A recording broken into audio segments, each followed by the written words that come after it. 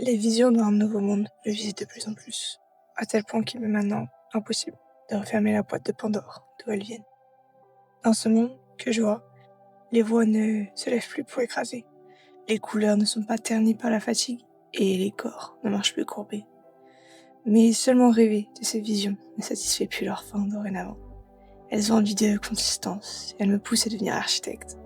C'est un rôle que j'ai longtemps ignoré, car je pensais que les théories étaient assez. Mais récemment, j'ai compris que savoir n'était qu'une moitié, et qu'il fallait maintenant se lancer pour découvrir l'autre. L'appréhension du plongeon dans une dimension insoupçonnée me donnait le vertige. Mais la fin des visions a eu raison de moi. J'ai sauté. Les eaux étaient froides, noires, et plus agitées que je ne le pensais.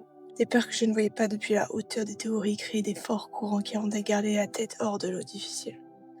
Mais petit à petit, j'ai appris à respirer, même quand la peur contractait ma poitrine, à ne plus me débattre dans les courants, mais plutôt voguer avec eux.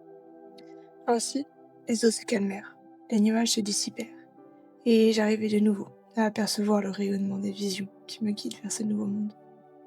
Cependant, ce voyage, comme tout, a ses marées. Il m'arrive encore souvent de perdre pied et de me laisser submerger.